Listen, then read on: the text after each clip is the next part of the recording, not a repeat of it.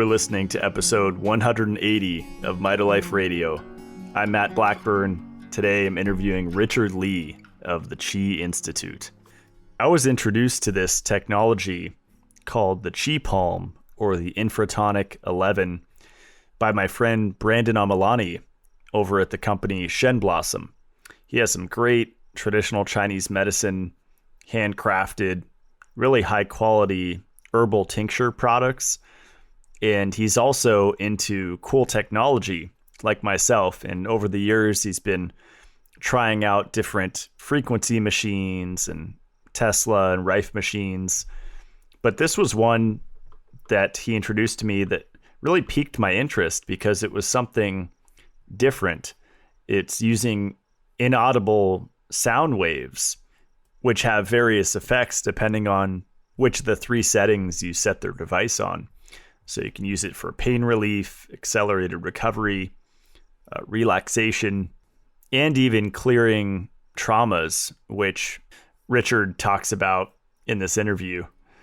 And even if you're not interested in purchasing this technology, it's still an interesting interview to listen to because he talks about a kind of EMF that I have not heard of before. We talk about orgone energy, cloud busters, his thoughts on grounding or earthing, and a lot more. So enjoy the episode. Here is Richard Lee.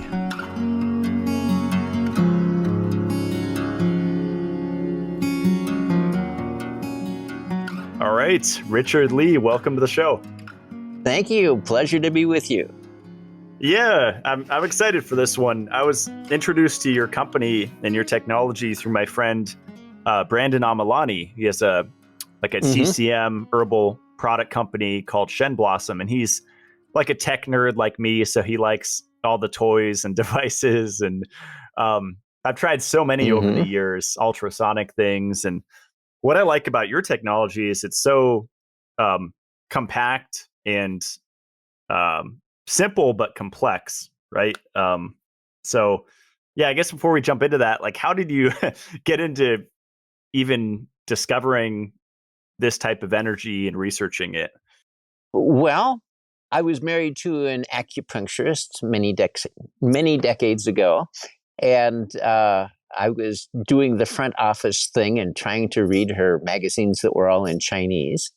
And I saw one ad in one magazine that said Qigong information instrument. And being a techie like you, I have to have all the equipment. And what is that? And I'm an engineer, so I'm interested. Does it measure the Qigong energy somehow, or does it reproduce it somehow? No matter what, I wanted one. So we went off to China and got one.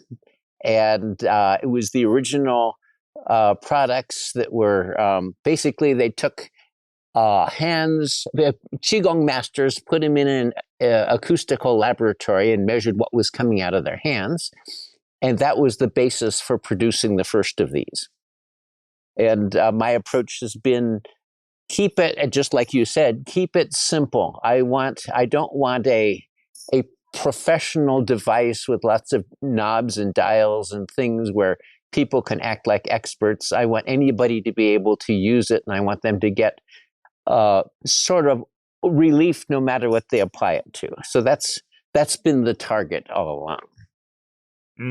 That's great. Yeah, I remember my first Rife machine. I don't know, this was 7 or 8 years ago. I bought like the Spooky 2, and it was a big learning curve. Like, I had to spend hours finding out how to make this thing work.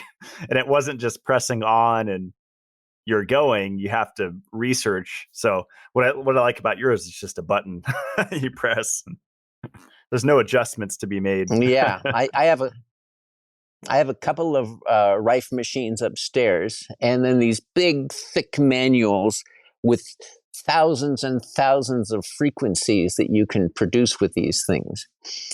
And it was a little overwhelming for me. That's cool. So what kind of machine did they use to measure the Qigong master's hands? Do you know, or?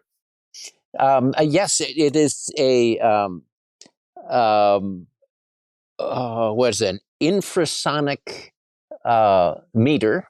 So it was this thing from the 60s, I guess, with a little screen on it, and you'd apply super low frequencies down to like 2 hertz, so extremely low frequencies below what you can hear. And they had this big, 30 foot by 30 foot by 30 foot anechoic chamber that they put these Qigong masters in. And at one point, I took a bunch of doctors over there. We all got inside and individually tried to emit our Qi. And so it's quite a process. It's a high-tech electroacoustics laboratory in Beijing, one of their standards laboratories. So it was quite impressive. It was old technology, but it was just what they needed. That's really cool. And I did Reiki years ago. I think I got up to level 2. Is this different from that? Because I know in different cultures, there's different names for energy, right? Like you have like Chi and blanking on all the rest. There's a bunch of them. But is this, hands-on healing essentially? Is this different from Reiki?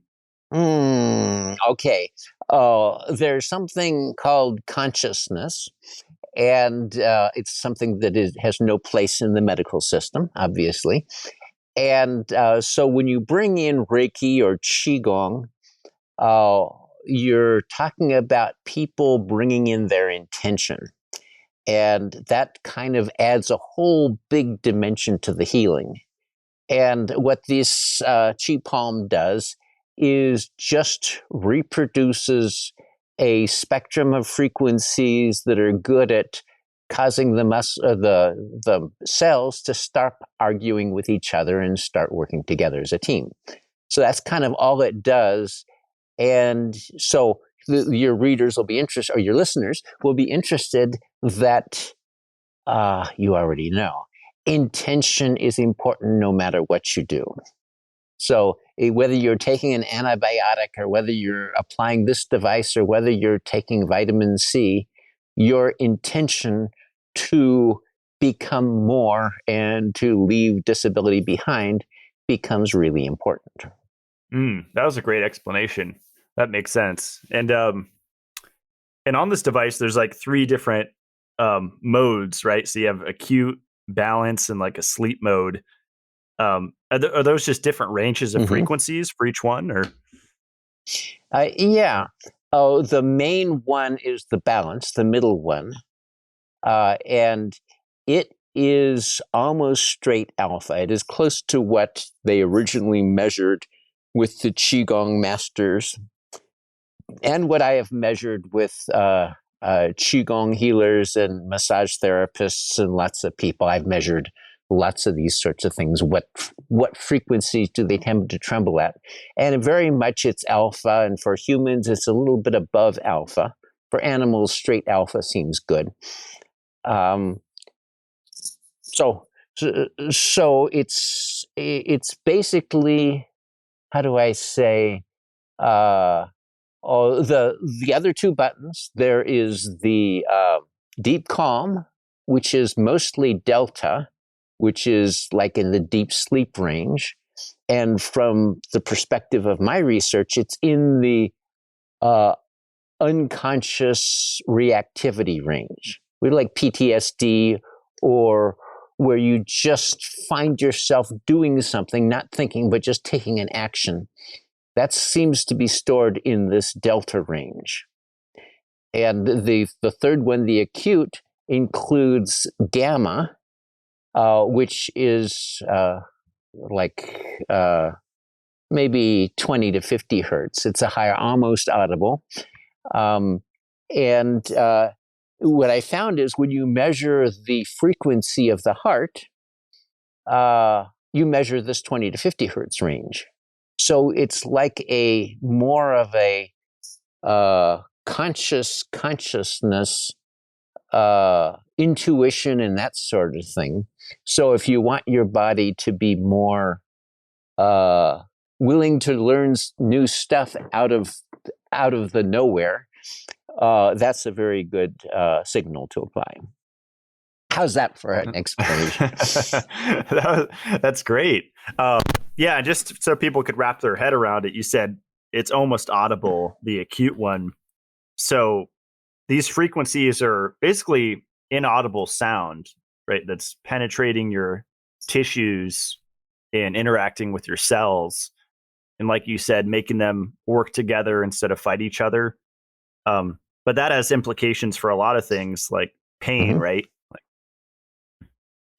Definitely pain and inflammation.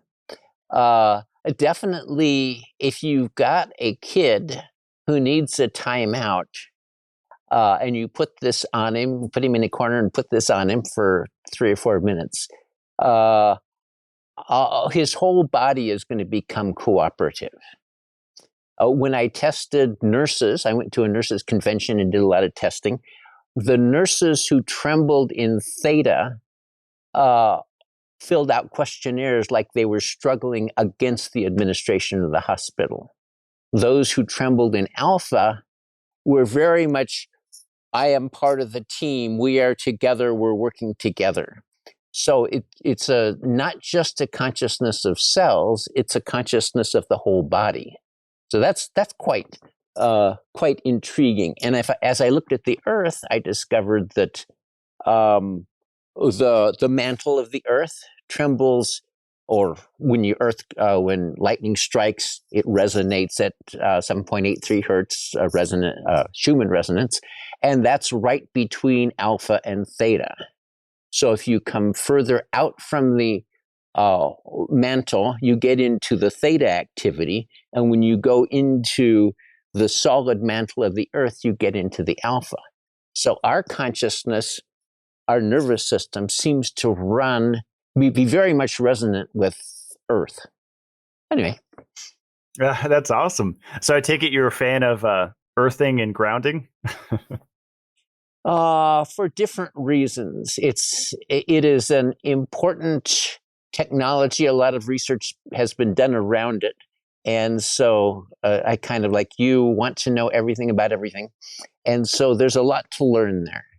And some of it I've applied in some of our products, but there's a lot that I haven't. I don't go barefoot as much as I should.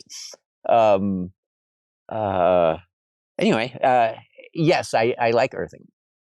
I find in grounding, I have used sheets on my bed that are grounded, is draining,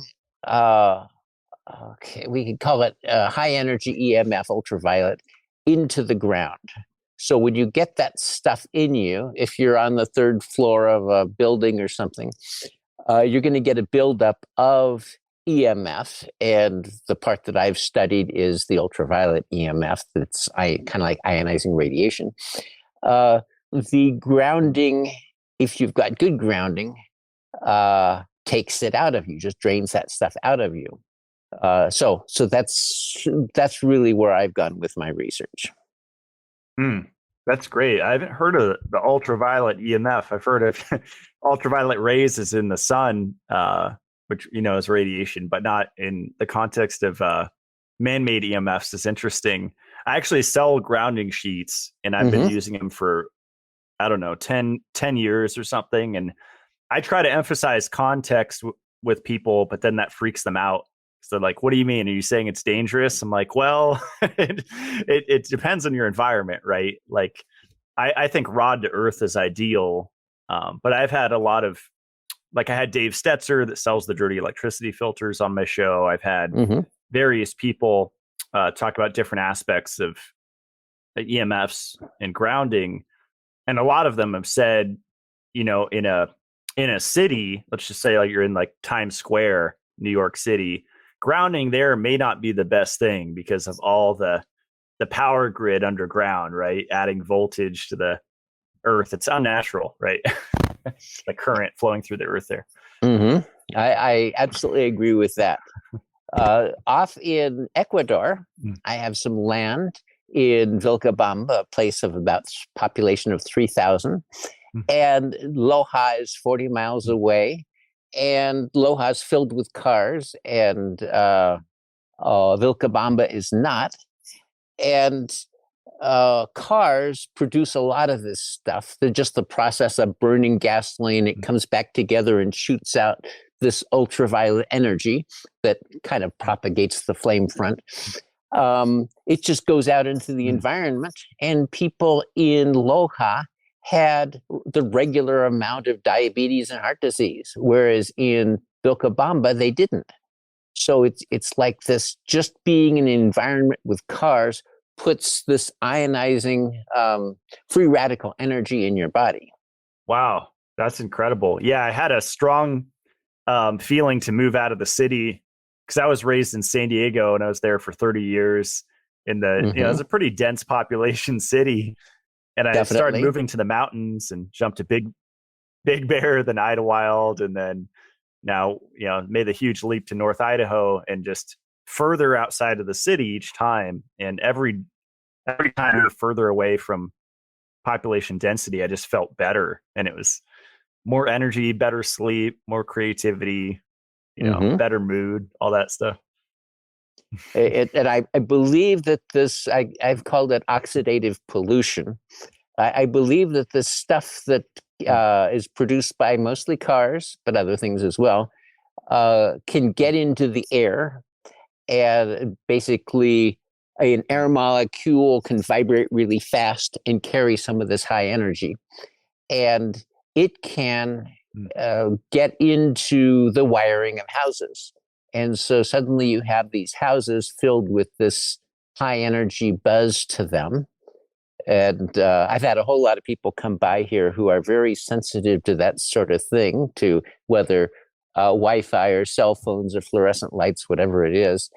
And so I've had a great deal of experience with, I would describe them as people with superpowers who are capable of really perceiving this stuff, and have had great opportunities to study just what is the issue they're facing and what control can they have over it.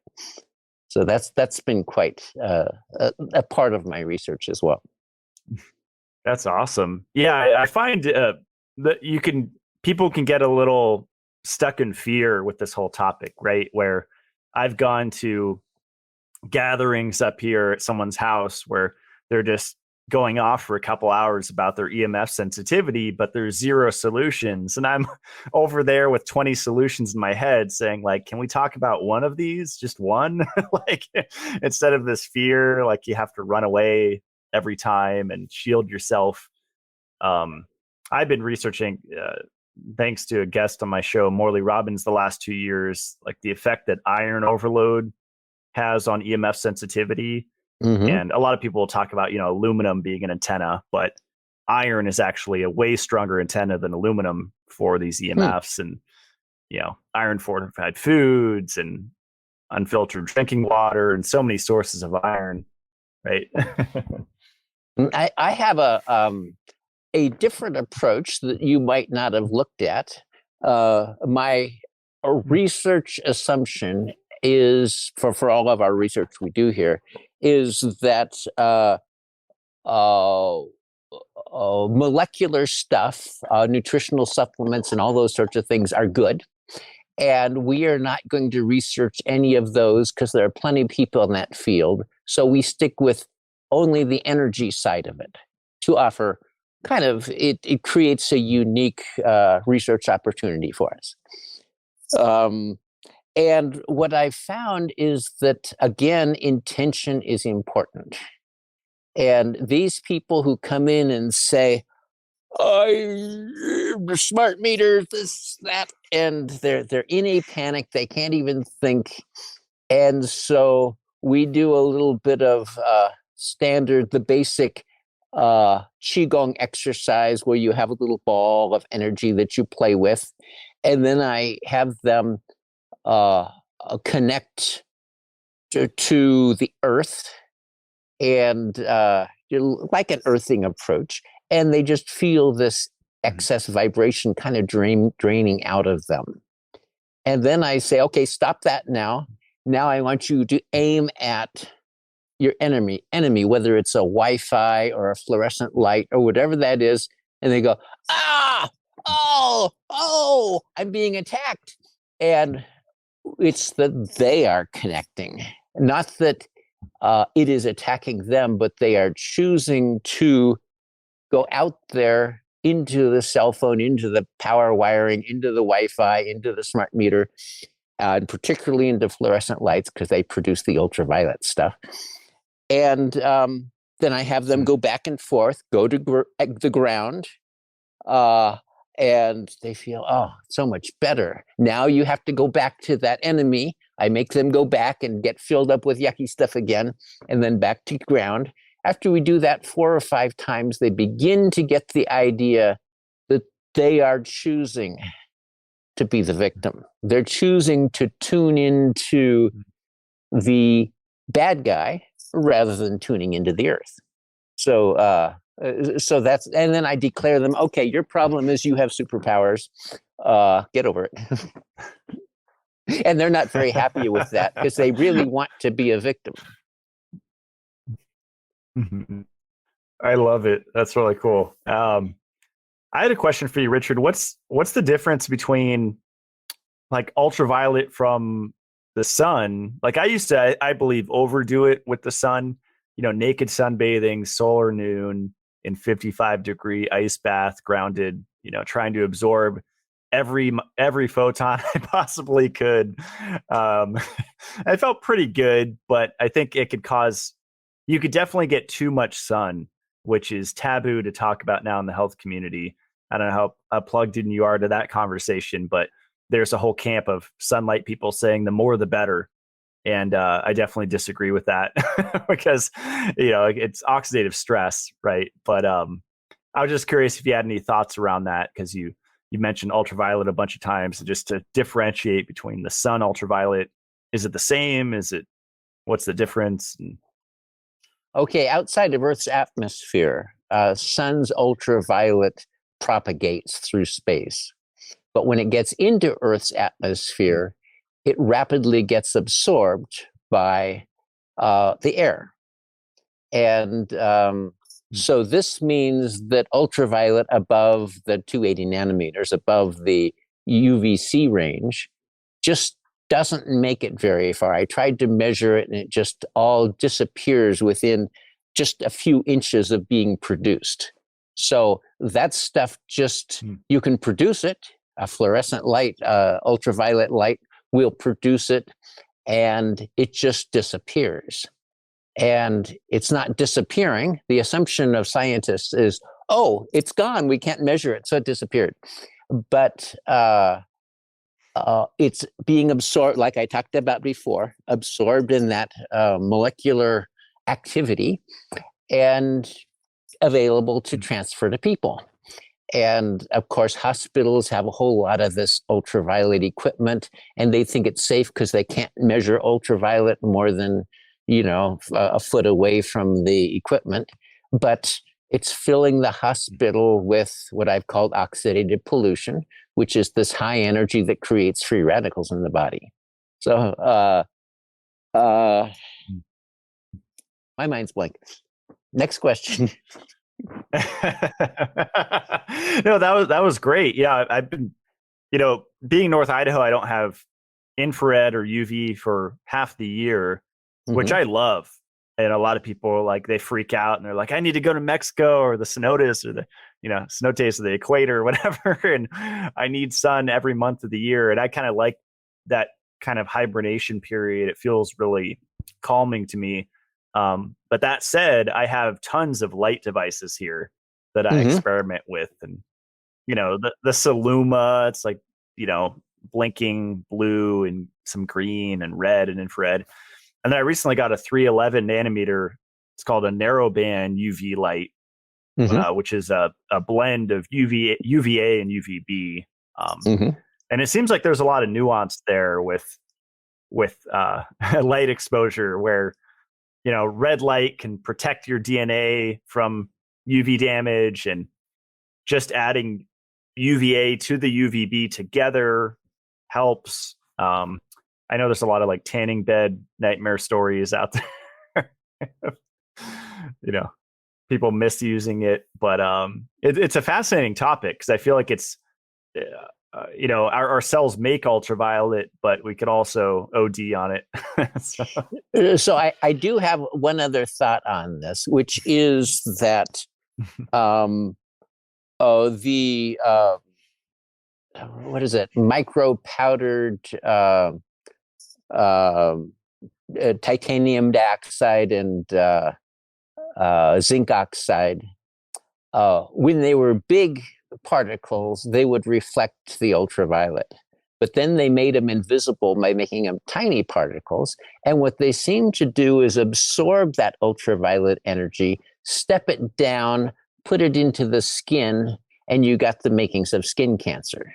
So just these sun creams seem to be more the problem than the sun.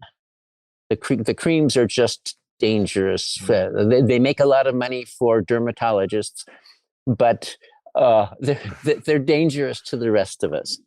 So that's the one view I have. Sun is a lot safer than we're taught, and you can still overdo it. But the dangerous thing is using modern products to protect yourself. That makes sense. Yeah. I don't mean to make the whole episode about the sun, but I just figure since you live in Vilcabamba, I was like just curious to pick your brain about what your thoughts on the sunlight, because everyone has their own kind of perspective to it. Oh, there's an interesting thing about Vilcabamba. I once took bananas down there in my luggage, and I was just amazed that every day I ate a banana, and after a week, the bananas were just the way they were when I had arrived. And it's like they weren't aging. It was the strangest thing. And so it appears that, and this is quite interesting from the idea of what is chi or prana or this sort of thing. It's that just like the air can absorb and carry this dangerous ultraviolet energy, the air can be filled with all frequencies. And so it's not just sunlight or infrared radiation or red light or blue light or any of that. It's that can be absorbed by the air and carried to us and delivered to us. So even if you're not naked in the sun, wearing clothes or under a tree, or being a banana sitting in my hotel room, you are absorbing this vitality. So I'm fascinated with that concept, and I haven't gotten that far with it, but it means that this chi stuff has lots of dimensions to it. So it's not just simply invisible magic. It's stuff that's in the air. Similarly, your body can either be filled, like you get into an infrared sauna. Your body is sort of filled with this red stuff. You get out and you're warm for days afterwards. It's like this energy can be in molecules. And even though the molecule is the same molecule, and a chemist will say, this is identical to this molecule, it's vibrating with more energy and can be vibrating with healthy energy or vibrating with this ionizing high energy. You might be familiar with Wilhelm Reich and his orgone and door. Door, deadly orgone energy or dead orgone energy, seems to me, as far as I can tell, to be above that 280 nanometer threshold, and orgone seems to be below that 280 nanometer threshold, and both of them can be delivered by the air. And if you have the lower frequency stuff, the sky is going to be blue. If you have the higher frequency, the door, the sky is going to be gray, because it basically absorbs light from the sun and kind of changes it around. So anyway, I'm interested in that one too, but don't know how far I've gotten. Interesting. So Do you think the orgone devices that you can make at home work? Because I did that almost a decade ago with my friends. I got the cupcake molds, and we were in the garage. We mixed the resin, we mixed in metals, and I never felt a difference. I put, we followed a recipe online. And I put them all around the perimeter of the house. I didn't feel any change whatsoever. But I know some people swear by them, and they make elaborate pyramids and they sell them. And just curious your thoughts on mixing metals and resin and piezoelectricity, right? And they say it's like filtering the energy. I don't know. Just curious what you think. To me, it carries us back to this door and orgone.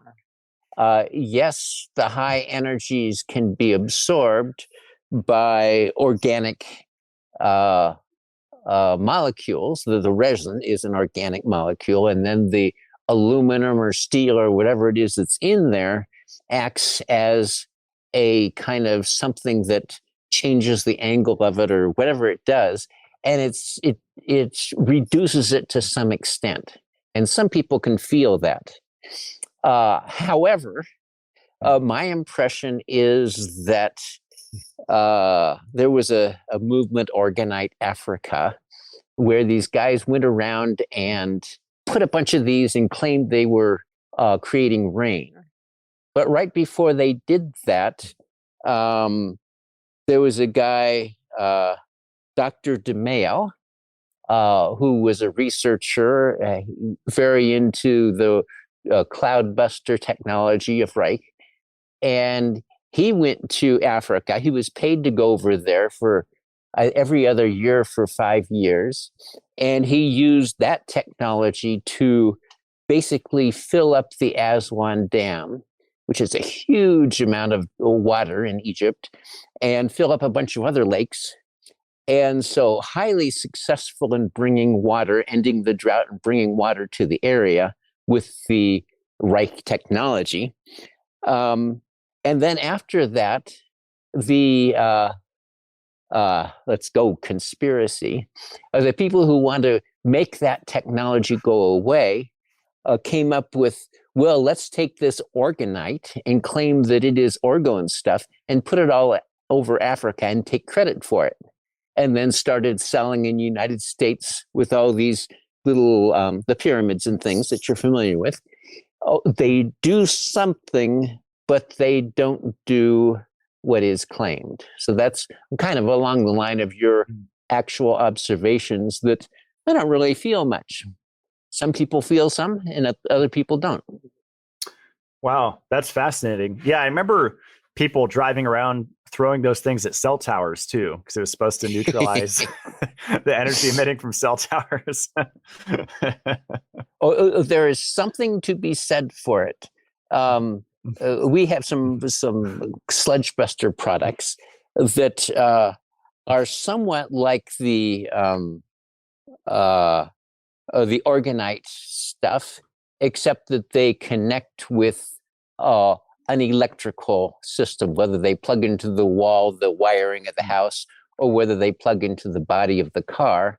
It's a way to access a collector of this ultraviolet energy so that you can collect it, put it in one place, and step it down. So to me, there's something about the orgonite that does work, but just it's not efficient. Mm. On the car topic, I drive a diesel truck, and I'm kind of against electric cars for many reasons. But do you think electric cars generate more of this UV stuff that you're talking about than a gas or a diesel car?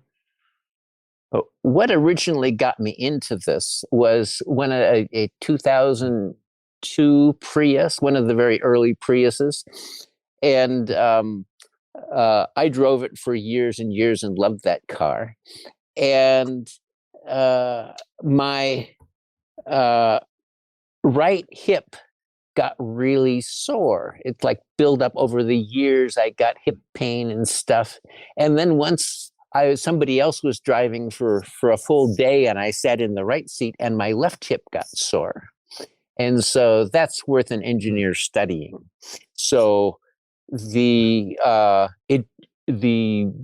generating system generates direct current, so we can't blame it on EMFs, AC EMF stuff. It's direct current that goes to the batteries and back. But the big cables that go from the engine to the back of the car were carrying something. They were carrying something in the proximity of my hip to those cables was a problem. So that's when I started looking into what could possibly be in those cables that could cause inflammation in my body. So that's where I got into the orgone and door ideas. Could this be carrying something like door? And started doing lots of testing with different things. Cardboard is a very good attenuator of it for future reference. You can stuff it between you and the central console. So I like hybrid vehicles that burn gas and use batteries just because of the way they feel. It feels like cool technology to me. But I regard gas vehicles as more problematic and electric vehicles relatively non-problematic because they're not producing ultraviolet. I can't say for sure, but that's my impression. What about water-powered, is it Stanmeyer or the hydrogen cars? Those are probably even better, right? Made sense to me. So I will, any one of those cars, any of those technologies I'm interested in. And I always try to figure out that it works. And I've never really found one that I could believe in. Not saying that it's not true. It's just that I have not been able to wrap my head around any of those seemingly miraculous technologies. But we'll see about that in the future. Yeah, definitely. Being fully off grid here, I'm running on solar and then a propane backup. And if that's down, which it is right now, I'm running on a gas generator to power my house when there's no sun. And so, I've been hearing about free energy since 2006, since I started researching all this stuff, and I'm still waiting. So. Yep. And I believe it's coming, and I believe that it's already invented. And I believe, just like orgonite, there's a whole lot of misinformation out there to confuse us. That sounds like conspiracy theory almost. Definitely. Well, I wanted to talk about the research tab on your website, because it's kind of cool. You can click through your different products, the Chi Stone or the Infratonic, and the Infratonic one's pretty cool because you have a couple. Looks like they're both from 2016. At least that's when they were posted. I think it was what you were talking about earlier, right, with the vibrational trembling and the alpha waves. Well, I've been working on the website, working on our research page and some other pages, and it's not up yet. And I've been kind of struggling with the tech guys. And so I don't know what you're looking at. So I'm glad to describe it a little bit, and I'll tell you more about it, or ask whatever questions you have about it. Oh, yeah. Well, the one says Dale Patterson. Let me see. Oh, I just opened it and it changed. Yeah, basically EEG readings. And it says when someone is overloaded with stress, usually they gravitate towards beta range of frequencies. And I guess that with the Infratonic, you guys showed that it induces alpha. When I started testing the frequencies, I was often off in the beta range because I was too busy in my head. And it prevented me. I took doctors off to China to study this Qigong stuff with the Qigong teachers. And everybody else got it but me. And that was largely because my head was too busy. So I was not in touch with my body. My nervous system was like in this buzz of thoughts and things. And gradually, over multiple trips to China and multiple classes, I began to get it. And you probably, with your Reiki experience, just found that it made sense to you. And a lot of these people it does, right. But for me, it was really hard. And that's that busy beta stuff that just kind of removes us from nature. It's like living in an AI world, living in a world that is simply not real. It's just theoretical. And when you go off into that, it's like you lose touch with reality. That's the way I would describe it. Yeah, that's a good point. The main way that I use the Chi Palm, I don't know how many people are doing it this way, but I have a hyperbaric chamber. My friend Dr. Scott Scher got me into hyperbaric oxygen therapy. And it's a very advanced therapy. I don't recommend it for everyone, and there's context involved. But it's a nice place, it's a very expensive place, but a nice place to take like a meditation or a nap.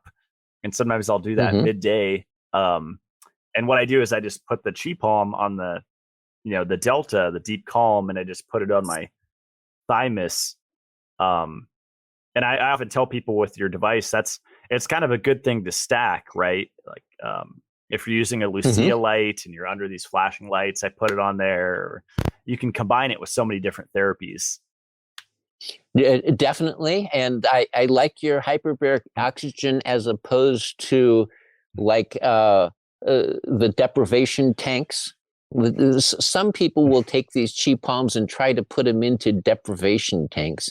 And we get these waterlogged, saturated, dead units back that we have to deal with. So yes, hyperbaric oxygen, great. Go for it. That's funny. Yeah, because I've thought about, I think I almost emailed your company about a way to not put it in the hyperbaric or not in the sensory deprivation tank, but if there's a way to beam it into the water externally, like having it outside of the water. But I couldn't conceptually think of a possible way to do that. So if you can put it onto the lid of the sensory, the deprivation tank, so when you close it, it stays out of the water. It does produce that infrasound that's really going to work in there. And when it falls off the lid because the duct tape comes loose. Go ahead. How far does it travel? Does it go like? I think you guys said on the website, is it 12 to 15 feet? Like it shoots pretty far, right? I would say we have a lot of equine therapists who will put it outside of the stall, and that's about 10, 15 feet away, and that still really calms down the horses. So we have seen that. Wow. We've seen. I made a batch many years ago, a batch of what I called alpha wampers, which were deep bass speakers that we hooked up to it, and they were going boom, boom. And you could feel that from 50 feet away, and it drove our tech people crazy because it was just way too much for the body. But yes, it infrasound travels. You know that because when you park next to, come to a stop sign and there's a guy next to you going boom, boom, boom. It just, that very low frequency goes right through your car. And I've got somebody up the street with a diesel truck, and in the morning, sometimes he'll start it up to warm it up, and my whole house will vibrate with this. So yes, the infrasound really does travel well. Interesting. Yeah, you brought up the horses, and that's, I think, what got me really interested in your technology. I think I found your YouTube channel, and I saw the equestrian testimonials with, Mm. I think it was like open wounds on horses. And I think Yeah. it was a really old video, but applying the infratonic to open wounds on horses, and they had basically speed healing. Hmm. And that's the same concept where an open wound has a whole lot of cells that just lost their friends and neighbors, and they're really angry, and they're producing lots of inflammation, and that can be useful because it creates pus and stuff that kind of clears out the infection, but it really interferes when you get further along with it. So the infratonic technology, the Chi Palm, will calm down the cells and get them working as a team. So that's really the simple technology that, or simple approach that explains a lot of what it does. That's cool. And you have a foot product too. It's funny. Last year, most of my interviews for this podcast, my feet were on the, I think it was the Vital Rest 2 at that point. And one day it came up and my cat threw up all over it. So, and I don't think there was a way to clean it. And so I just threw it out. Oh, you can unzip it and toss it in the wash. This is a little bit of care. Yeah. Oh, shoot. Well, that was a bit of a problematic product. There's something not quite right about the circuit, and they would just, sometimes they'll last forever. You must have gotten one of the good ones, and then others would just die after a few weeks or a few months. And so we had a lot of them coming back, and my staff didn't like to have anything that breaks. And so we still have about 60 of them in back. And they just don't want to sell them because they don't want to disappoint people, which I really respect for our staff. I think they're great though, because they're so good. They're so good for neuropathy. Oh, I'm sorry. Go ahead. Yeah, that's why I like them. They're good for neuropathy. Interesting.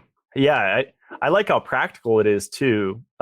Like I was using a grounding foot pad for years. And then I had some guests on my show saying, don't do that. Like I had an EMF expert that runs an EMF online store. And he was saying, you never want to ground like with the mouse pad or, on the computer because you're so close to the electronics. So I just stopped because of that. But I don't know, maybe I should experiment. And there's probably nuance with plugging into the third prong versus rod in the earth, right? So system in the house collects the oxidative pollution, this ultraviolet energy.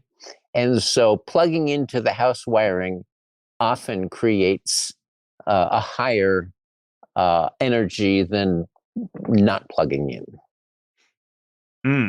So why does your Nesser product, for example, I don't think the last one had a grounding socket, right? It was just plugged into the electrical. You now have a Nesser in your Chi Palm. So putting it in deep calm.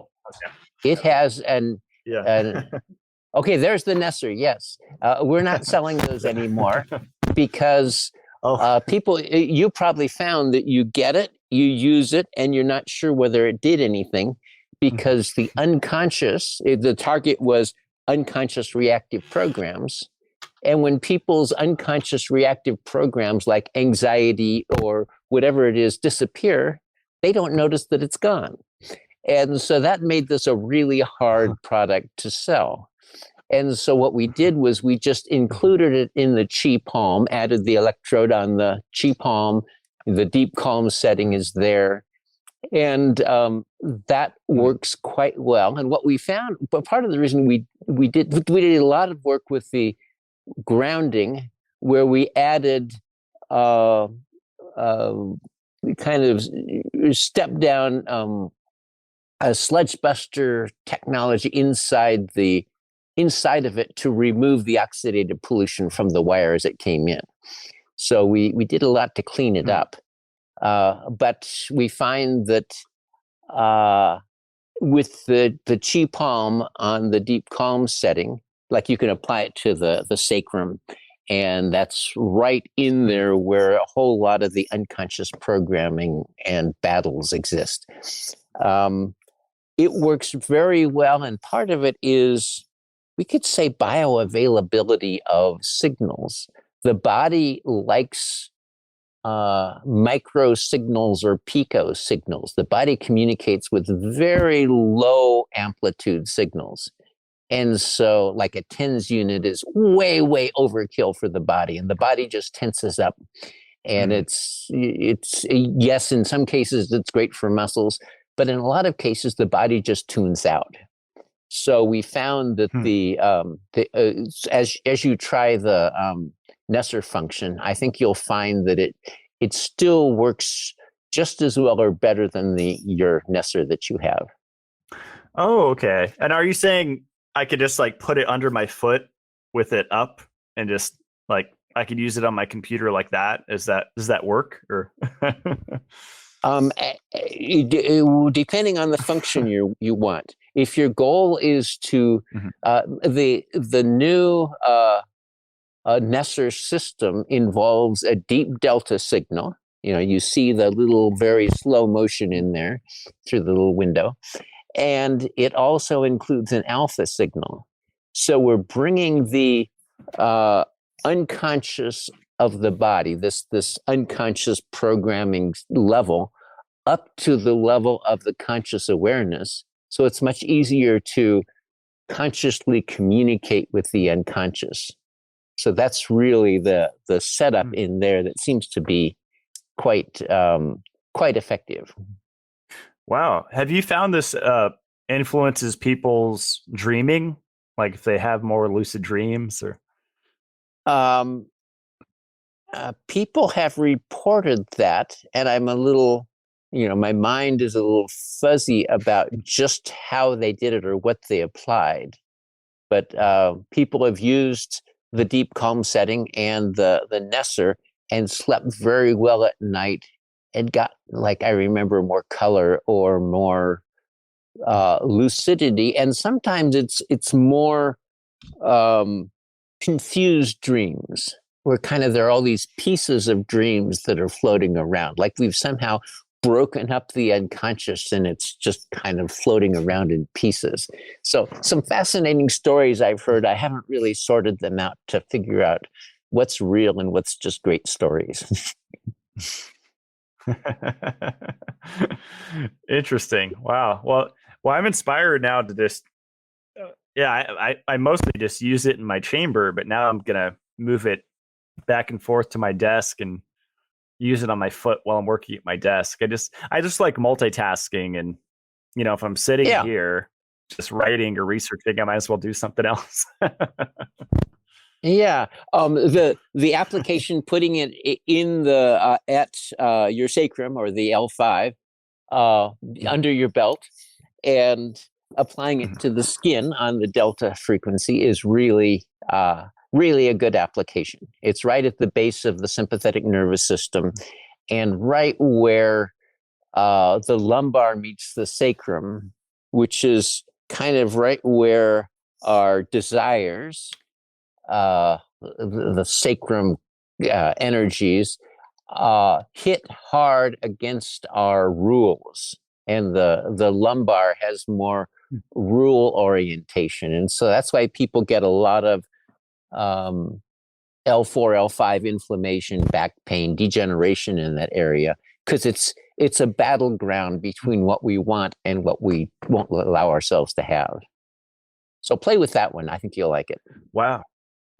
Interesting. And I can imagine all the driving, right? Like most people probably, I don't know, the last 2 years with COVID, but before then, I remember working 3 jobs and I'm just driving for most of the day to and from work, and that does a number on your lower back, especially, right? Yeah. But now we're saved all of that because gas costs too much. Right.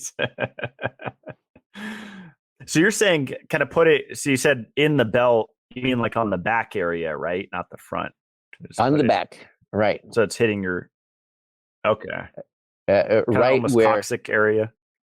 above there, Mhm. right where there are 5 vertebrae that are flexible, the lumbar, and at the base of it, it Mhm. comes into Mhm. the sacrum, which is a solid connected to the pelvis. And so, right where the L4, L5, right Mhm. where the flexibility meets the solidness, is a Mhm. spectacular spot for this. Oh, awesome. Uh, Richard, I'm curious, did you ever go to Deeksha blessings? Have you heard of those? I have been to them, and I vaguely remember something about it, but I don't ask me any Mm. questions. I don't know. I don't remember much. I have a very Okay, I was just selective. curious. Yeah, I have a very selective memory. If it's technological and possibly useful for the future, I remember it for years and years and years. But where it doesn't really fit into my framework of future possibilities and that kind of stuff, it just sort of uh, disappears from my head. I think I'm the same way. Yeah. I like that though. Let's see. Well, I guess we can jump into some questions here if you're open to it. Oh, absolutely. And We're not doing any questions yet. yeah. You've been doing really good without questions. Appreciate it. Yeah, it's fun to talk with you, and it sounds like you've had a interesting past, and yeah, a lot of rabbit holes to go down. Let me see. Yeah, this is a good one. Does this replace acupuncture?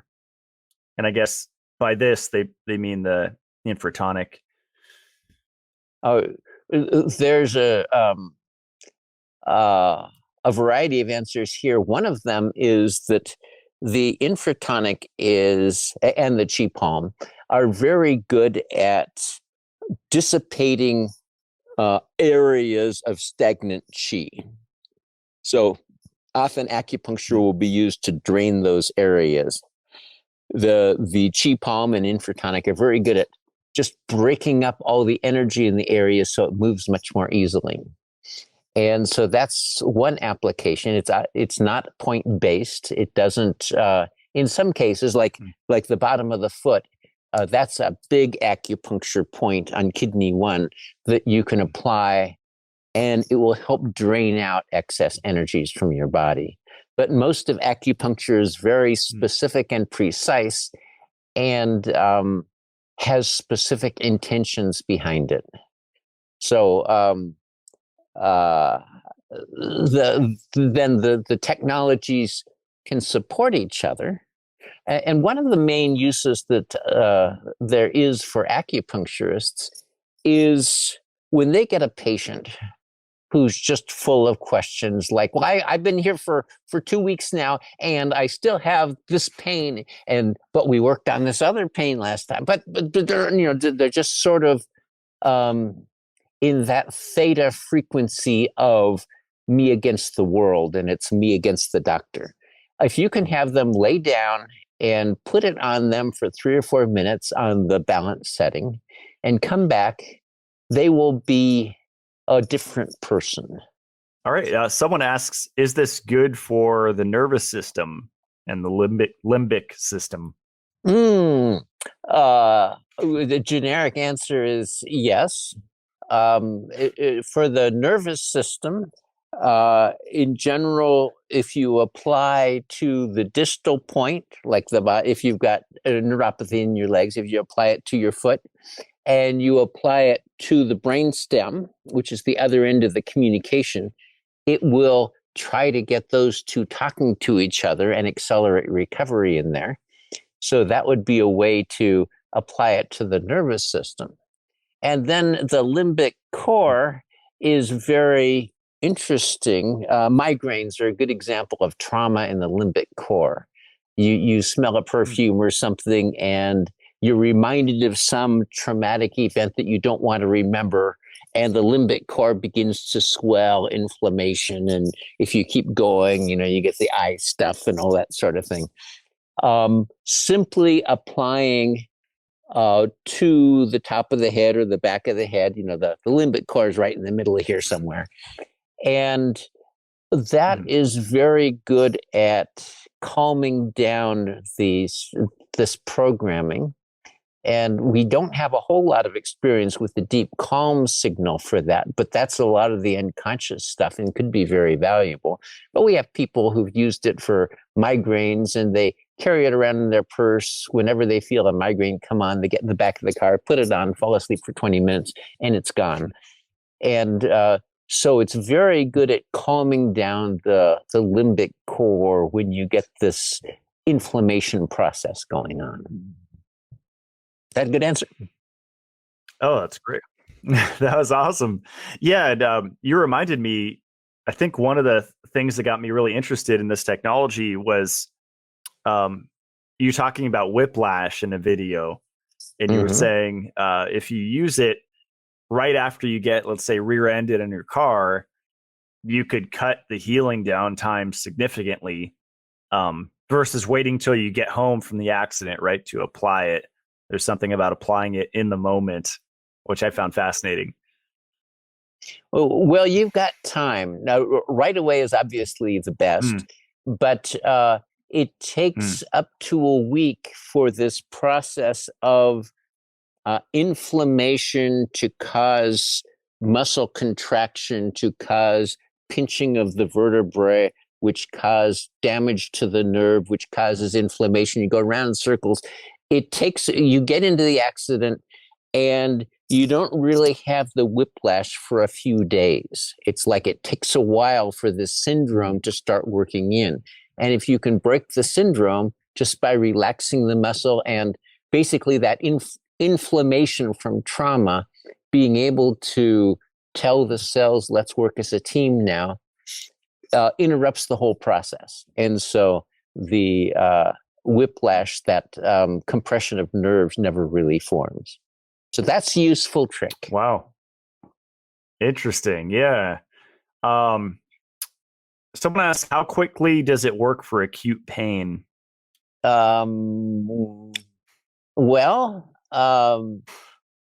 Sprained ankle, bone fracture, all these sorts of things, within 10 minutes, the pain usually drops way down.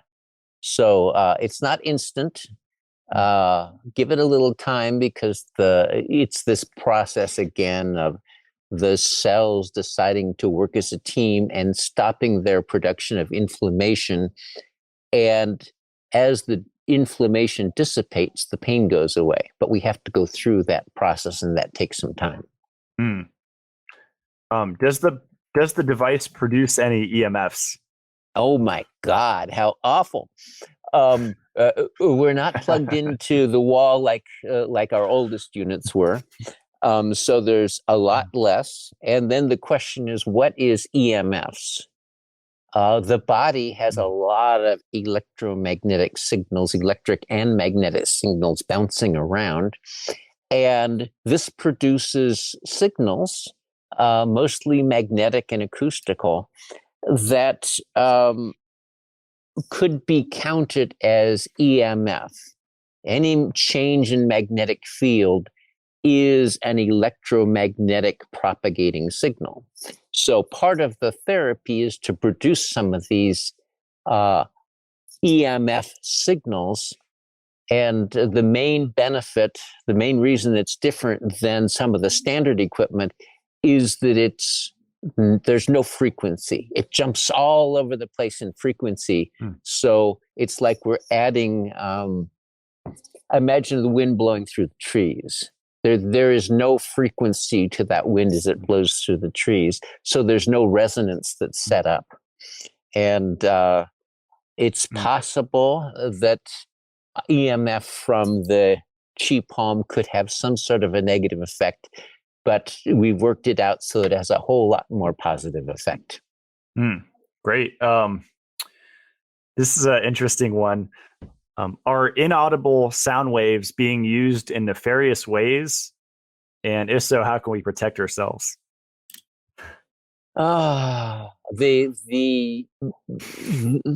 What do you do when somebody with a ghetto blaster car pulls up next to you? There's really no defense for that. But what we can do is apply chaotic signals or random signals.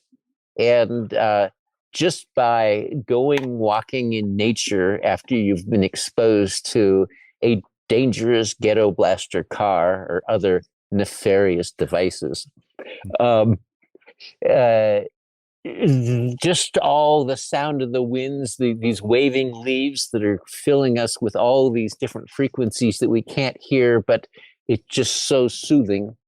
That's an example of just chaotic signals. And obviously the Chi Palm offers that too, that just sort of break up the standing waves, break up the single frequency stuff.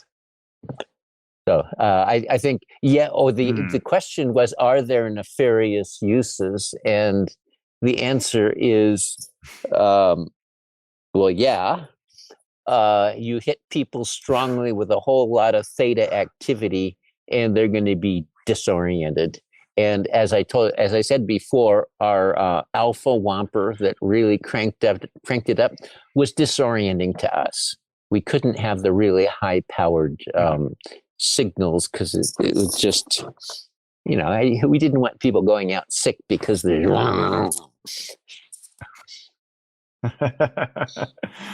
Yeah.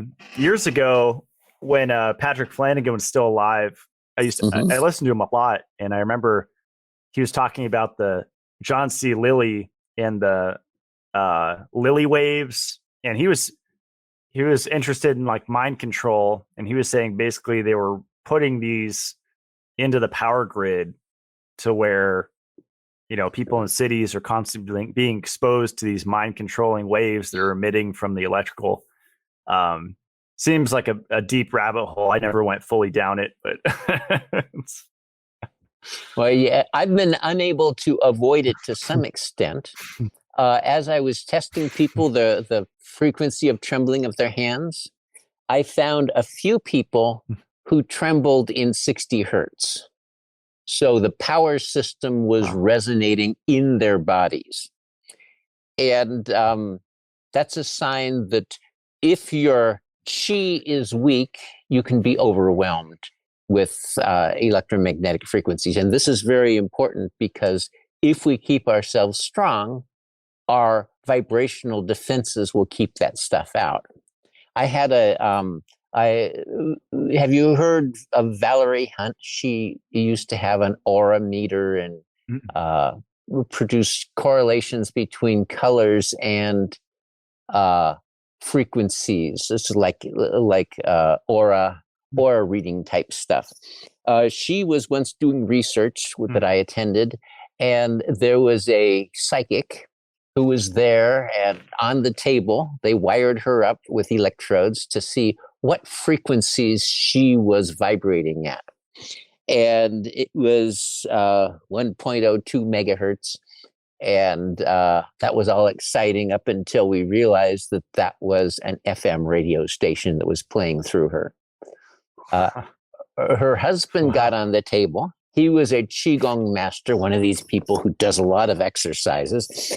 And there was no single frequency, just a band, maybe up to 30 kilohertz, just this whole chaotic activity that was going on in his body. So she very much liked to hang close to him because he gave her stability. So it was a fascinating picture to get of if your energy is soft and permeable, the vibrational, the EMFs are going to get into you. And if you build your vitality in whatever way you approach it, you will be strong enough that your body will block out all that stuff, except for the ghetto blaster car that stops next to you.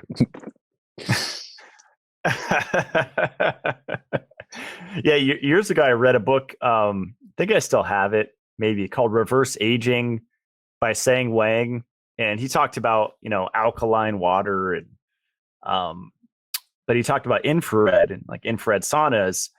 But my favorite part of the book was fascinating. He was saying when you sleep with someone like your partner, you're both emitting far infrared radiation, which reflects, and basically you're like charging each other up, versus if you sleep alone, then you're just emitting these waves and they're not being reflected and you're kind of just losing.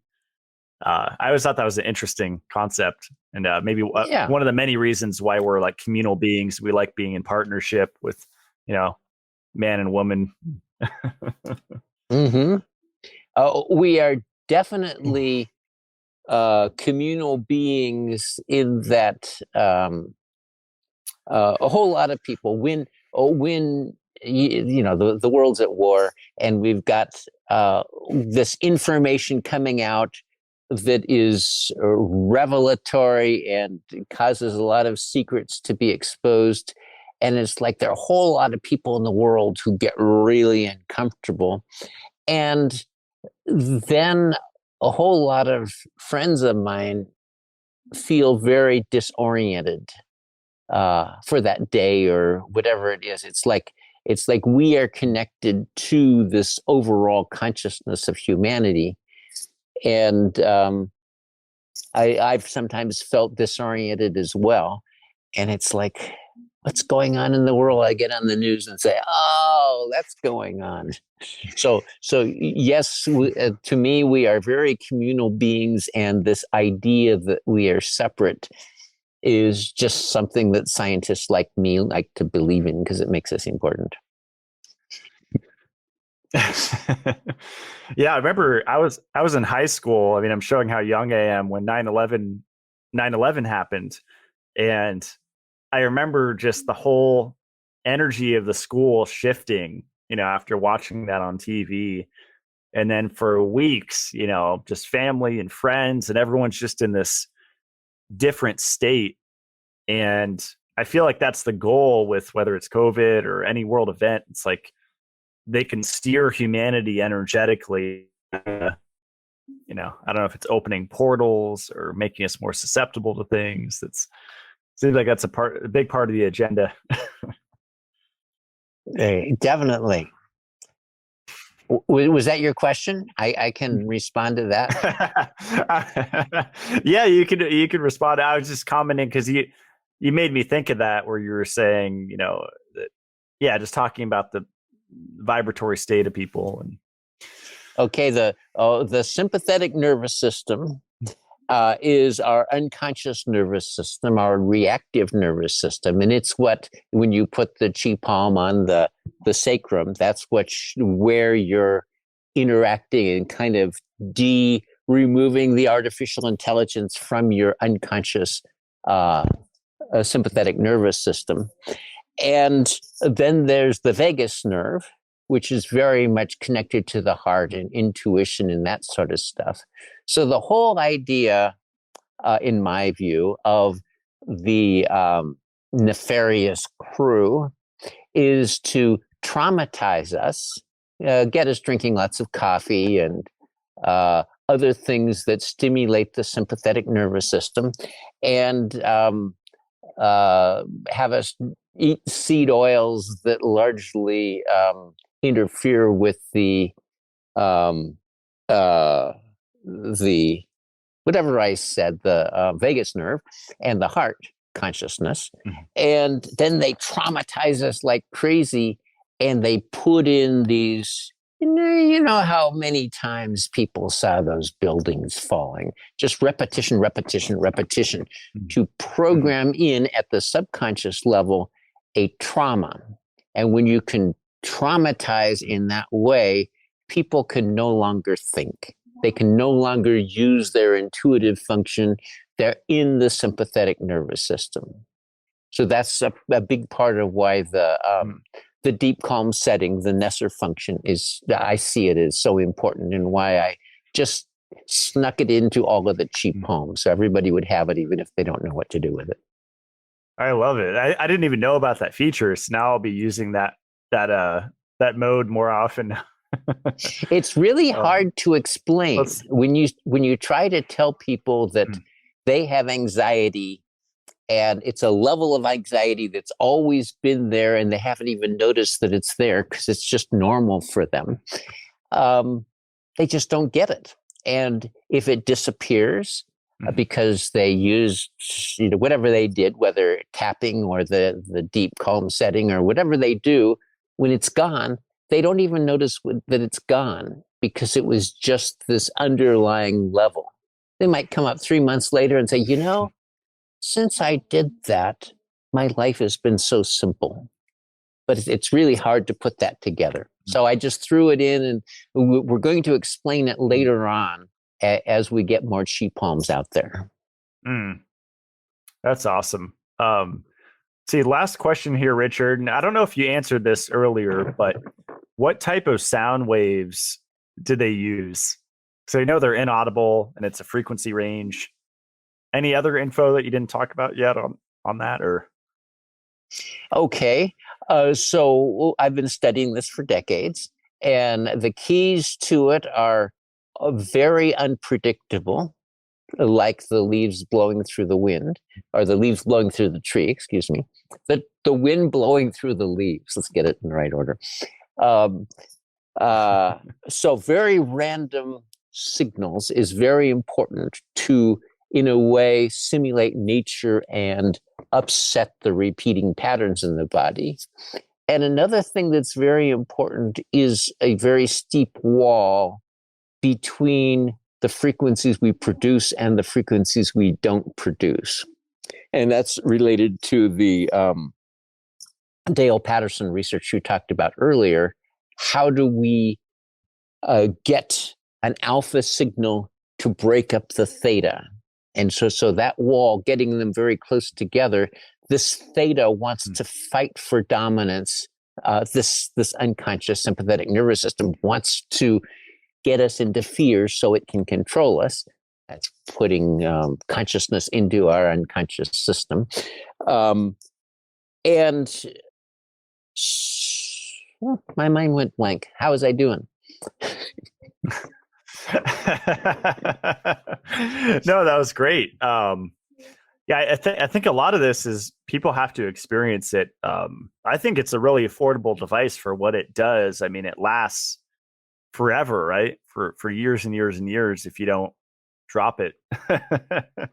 Well, you've got the little glove. We've named it the glove now. That green glove that fits around it, and that should really, even if people drop it. I'm not recommending that people drop it, particularly into sensory deprivation tanks, but that is really going to extend its life. And we found that even if they're dropped and something happens inside, we can reset them and they're good. So it's proving to be a very dependable one, and that green glove is very helpful. I love it. Yeah, and I want to ask about the stand that you sell for the Chi Palm. What is the application for that, or how have you seen that being used? People ask for them, and where people are in bed and you want to just apply it, a broader approach, not apply it to a particular point, similar to the application for generally calming down horses, then it's useful. And also post-surgery, you can't apply it directly to a surgical site because there's so much intense trauma in those cells. You've got to start about 3 feet away, and there'll be a little tingling, and you can then have the stand a ways away and gradually move it closer. So in surgical recovery, it's quite valuable. And doctors sometimes use them in their clinics because it holds it in place. It keeps it away from the patient. It adds a degree of professionality. Somehow, if you add a stand to it, the doctor is positioning it rather than just putting it on the patient and walking out. It's not so official. So that's my quick responses to the stand. I like them. I'm actually using one of the stands. I have my camera on it, and it's or my cell phone right there. So I got one of these stands right behind the cell phone. That's great. Wow. And d- does the sound that comes out, is it like a cone? Like like does that make Mm, sense? Like if you like you said it, does it hmm kind of blanket the whole body, or is it pretty directed? it's like a 30-degree cone, and Mm. it's the starting point. We went to the Chi Palm, and it's about a 2-inch starting point, whereas before it was a 1 inch. So if you pull it further away from the body, like during uh, sweeping across the body, just holding it maybe 8 inches away from the body, you're really creating kind of, you can imagine like in the shower, those things, the shower head that's on a hose, take it and spray it. It kind of is that sort of a shape. Awesome. Right on, Richard. Well, yeah, it was really fun to chat with you and really appreciate what you're doing at the Chi Institute. And Well, thank you. the main website is chi.us. Yeah. Exactly. We got an easy one and we like Chi.us. that. Awesome. I love it. Well, yeah, I look forward to the research part of the website updating. It's Me always too. fun to Me look at too. that stuff. So. Because once it's up, I can go in and start fine tuning it. And they've given me, my staff is giving me a corner called Richard's Corner. So I'm going to be able to take a lot of the research that you can tell I go down rabbit holes. And so there are some people who go down rabbit holes, don't just want the answer and get out. They want to go down rabbit holes. So Richard's Corner is going to have a lot of this information. We're going to take my book that's 400 pages long and most people don't want to read because it's too long, and take pieces out of it and put them in the right place so that people can find what they're looking for. So I'm really looking forward to uh, the opportunity to start adding content to Richard's Corner. And some people will find it great, and most people will go, let's stick with about the infratonic. So anyway, Yeah, you see your book here. It's a Bioelectric Vitality, right? I'll have to check that out. There's a section Airplanes Drain Chi. Looks really interesting.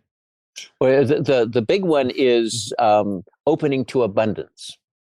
That's the one that's got all the rabbit holes. The first part of it is my research from 20 years ago, and then it gets into kind of stepping off the dock and into the water and looking into uh, psychics and alternative stuff and intuitive sort of things. So it's like 2 or 3 different books, and some people find it fascinating, and others find it overloading.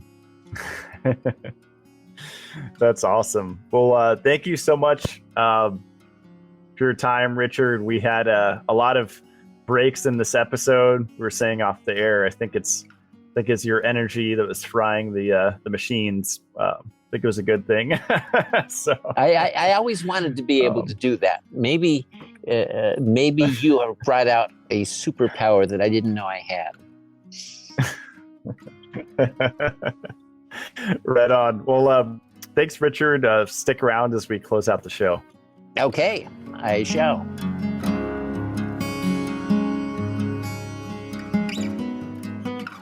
Well, that wraps up today's episode. Hope you guys enjoyed listening to Richard Lee. It sounds like he's had quite the life, learning a lot of different things. And I love people that come out with innovative technologies like this. With all the technology that I experiment with, I often hook up different people to it and see if they feel anything. And with this Chi Palm device, the Infratonic, I've seen a lot of my friends get pretty immediate pain relief.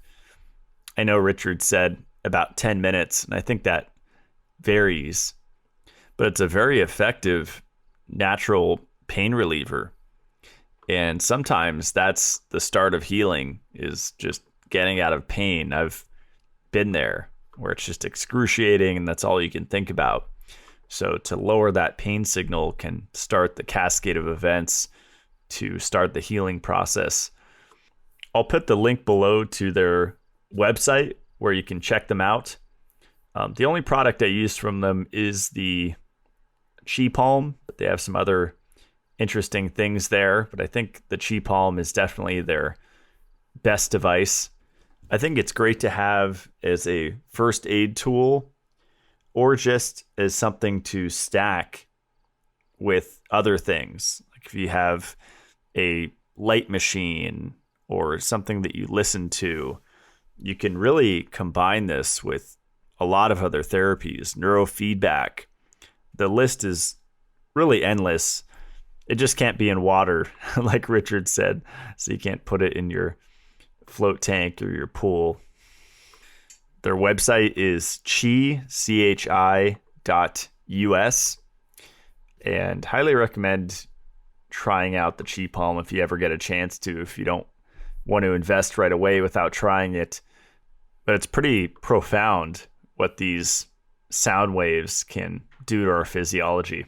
So I'm going to have to make this outro a little shorter than usual. It's been quite the month, just trying to juggle a lot and keep my head above water with all of my responsibilities. I recently had installed, finally, automatic waterers for my goats. And apparently the plumbing was not done correctly, and it kept activating the flow of water. So essentially I would wake up and my pump had been running all night long delivering water out there, which used a ton of electricity.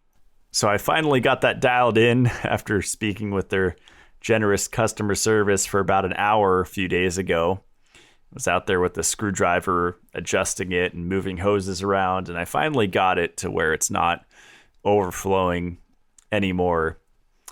So just little stuff like that, but running a homestead here on my own is definitely no joke, and it's a lot of work and stuff will break, and you just have to roll with it and go to plan B or plan C or plan D and just keep going down the list, making things work. And for me, it's fun in a way, although it can be stressful and frustrating, because I like what people call prepping. And I feel like even being, quote, fully off grid, which I'm not, I'm reliant on diesel, gasoline, propane. So I'm not 100% off grid, but I'm, off grid as most people think the definition is. And I'm still not prepared. If supply chains were to fail, which it looks like we're heading that direction, probably not in the next year or two, but maybe in 5 years, 10 years, I'd like to just prepare with producing food at home, both animal products and plant foods, fruits and vegetables. And of course, learning about my local plants and animals that I could harvest around my house. But it's a lot of energy. And I've been kind of struggling to juggle researching natural health stuff and researching vitamins and antioxidants and redox and all of these things that I want to delve deeper into, but having to learn all of these really practical things about running an off-grid property in a homestead. I'm working on getting more chickens because most of the chickens were eaten. So I'm down to 3 hens and a rooster. So I'm working to build the flock up to at least 10 or 12 hens, because there are some mornings when I'll wake up and I'll only have 1 or 2 eggs. And I like to start my days with 3 eggs minimum. And if they were producing more, I'd probably integrate that into a salad for lunch, throw some hard-boiled or soft-boiled eggs into my salad. And it's such an easy, effective way to get more nutrition in your body, just to eat more, ideally pastured, fertilized eggs. The fertile eggs have more nutrition than the unfertilized eggs. And that just means that there's a rooster involved in the process. So that's the update. That's what's been going on. I also had my lodestone bathtub installed, which I want to use it a little more before I talk about it. And it's probably way down the list of practical things that I could talk about, because I like to share things that people can easily implement. And this is something that I've been wanting to do for at least 5 years now. And so I'm really grateful that it happened as soon as it did. And I soak in goat milk, people say, like Cleopatra, and Shilajit in this very strong magnetic field. And I'm grounded. So I'm doing a lot of things at once, getting minerals transdermally. I'm grounded. I'm getting charged up with electrons. And it's a pretty indescribable feeling after I take a bath. I just feel really calm and centered. I really enjoy it. And I have yet to do a magnesium bath in there, just because I have so much raw goat milk that my one doe produces that I don't want any of it to go to waste. And so I just apply it to my skin in the bath, and it works well that way. So my website is matt-blackburn.com. I have my CLF protocol up there, some recipes, my story, the shop, which is all of my recommended products. And next week, I'll add a new one on there that I've been experimenting with that improves deep sleep. That's pretty affordable, and that's been blowing my mind. So if you follow my Instagram, Matt Blackburn, that's where I'm most active. I'll share it on there, but I'm sure I'll talk about it at some point in the Mitolife Academy, which, update on that, my private YouTube, I had to cut in half with the amount of videos due to what I told you just a little bit ago with my homesteading adventures. So I cut it down to 2 videos a month from 4. And so instead of 3 tiers, basic, intermediate, and advanced, there's just 1 tier now. And it's a lot simpler, and everyone will get the same thing, which is 2 videos and a live Q&A. So that'll make my life a lot less stressful, and we can keep that going because I really enjoy putting out those videos. It's really fun for me, and to just connect with you guys directly. So that's Mitolife Academy on my YouTube, if you want to check that out. And my brand is Mitolife. You can find that at mitolife.co. That's the website. And we are working hard to come out with more products. The beef liver should be out the beginning of July. That's my latest ETA. But with current events and all the craziness going on in the world, you just never know. And so all the ETAs are very loose. What I keep telling people, it's not set in stone. But if I had to guess, the beef liver Mitolife product should be out by the beginning of July. And everyone's constantly asking about the drinking water filter. That's taking up a lot of my time just to get that in production. So that's part of why I had to cut back on the Academy videos, so I could put more energy into the Mitolife water filter, because it's not private labeled. It's not being built in Taiwan or China. This is completely custom, completely from the ground up system that's never been done before. It's a completely new drinking water filter. And that's really exciting, because we're not just slapping our label on some Chinese filter like most companies do. So stay tuned for that. I'm not going to give an ETA on that, but the first batch, the first run of really limited supply, maybe 30 units or so, will go out to the Academy members first. So they will get first dibs, and I'll likely do a post there on the YouTube. So thank you for listening. There's a new episode released every Friday. If you enjoy the show, share it with your friends. Really appreciate that. And I will see you guys next week. Stay supercharged.